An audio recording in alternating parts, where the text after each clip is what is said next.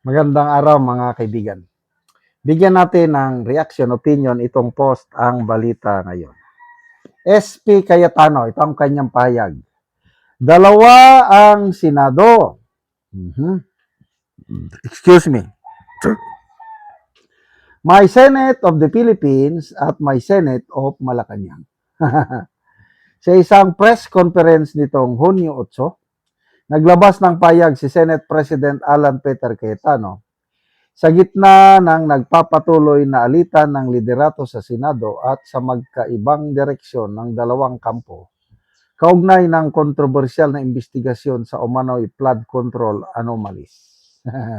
Kasi kanina, nagkaroon ng Blue Ribbon hearing ng legitimate na chairman, Blue Ribbon, Erwin Tulfo, kagalang-galang, kapita-pitagan, kapuri-puri, Erwin Tulfo, nangungwilyo.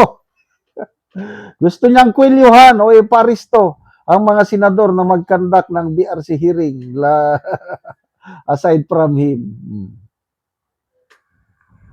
Sabi niya, dalawa ang Senado natin ngayon.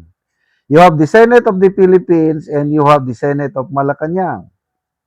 Ang pahayag ay kasunod ng naging deklarasyon ng Malacanang sa pamamagitan ni Jose Castro na si Senator Sherwin Gatchalian lamang ang kinikilala nitong liderato ng Senado. Iginit din ni Cayetano na tela mayroon na ring dalawang Blue Ribbon Committees na kumikilos sa Senado sa kasalukuyan. Yung isa ay Committee de Absuelto at ang kanyang main work is paano absueltuhin yung mga high officials ng bansa at yung isa naman na seeking the truth. Kasunod nito, nagbabala rin tungkol sa umano'y impluensya ng ehekutibong sangay sa Senado. As a nation, we have to decide if the Senate will be under the thumb of Malacanang. Maging tuta. Gusto ba ninyo na ang gusto ng Malacanang sunod-sunuran ang mga senador? Nawala na ang essence of democracy kung ganyan. Kaya nagkaroon ng upper chamber and lower chamber. Ang purpose ng dalawang chamber is kung mayroong hindi magandang ginagawa o plano ng lower chamber, pwedeng i-stop ng upper chamber. Tingnan nyo yung charter change, People's Initiative noong 2024. Umuusad na sa lower chamber. Kasado na. Gusto na nila mag-plebisito tayo last year. Mabuti na lang hindi pumayag ang mga senador. Kaya importante mga kaibigan, ang independent na Senado.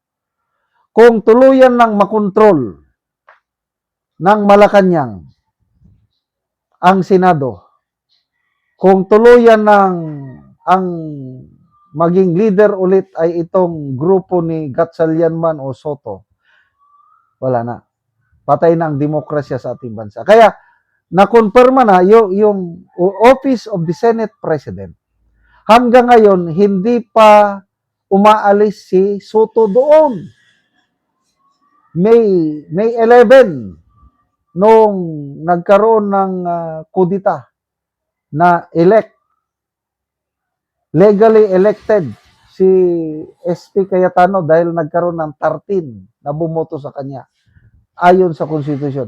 Bakit hanggang ngayon hindi pa umaalis si Soto sa opisina ng Senate President? Kinumpirma yan ni Senator SP Cayetano. Hindi siya umaalis. Kapit to ko talaga. Grabe. So, magdasal po tayo.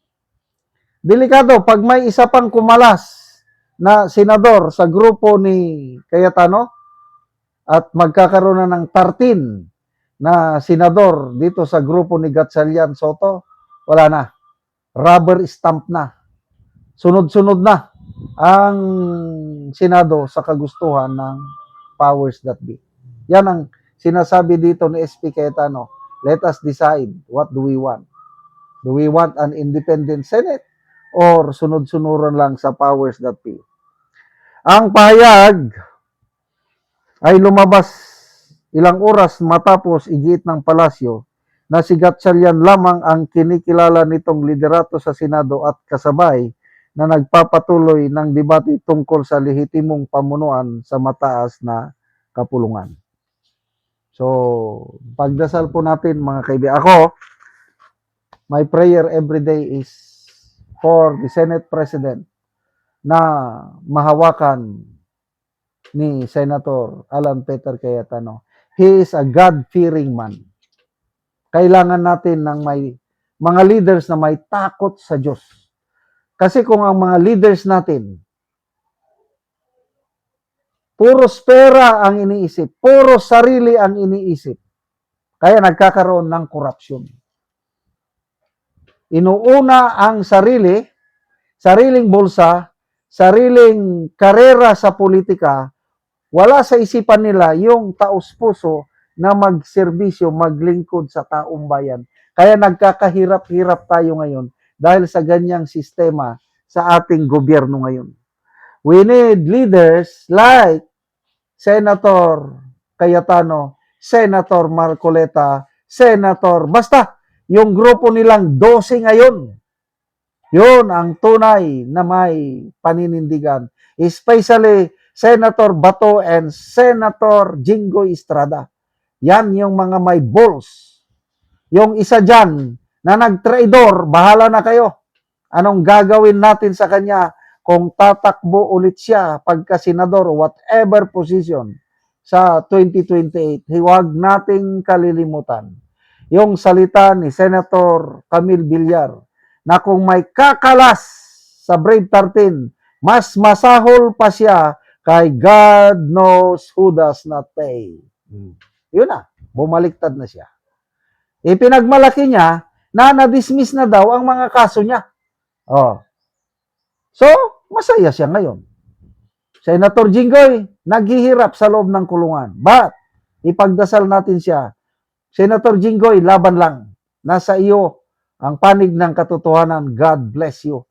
Magbubunga rin yung sakripisyo mo dyan sa loob ng kulungan. Salamat mga kaibigan sa inyong pagsubaybay sa channel na ito. Nakakatulong kayo ng maigi sa tribong talandig ng Bukidnon dahil ang sweldo natin sa channel na ito is pantulong po sa tribo. Namimigay tayo ng libreng yero at pako para makapagpatayo sila ng mas maayos na tirahan. Panoorin nyo ang video na ito. Ug karon mao na ni ang matabagan og yero si Lola.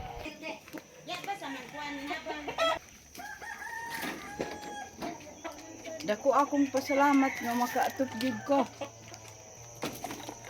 O so mao ni ang balay ni Lola. So makita nimo nga tolda lang. Oh. Ang atop og ang iyang kuan dingding.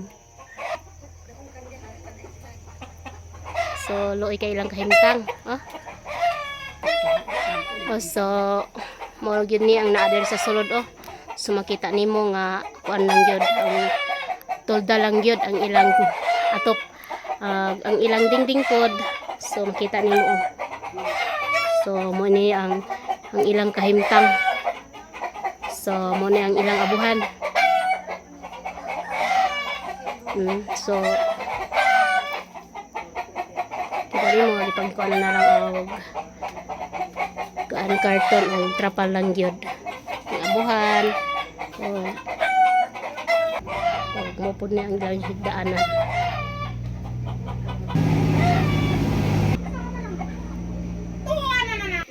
Og karon unsay imong masulti nga natagaan mo gyero nga tulda lang di ay ang inyong balay?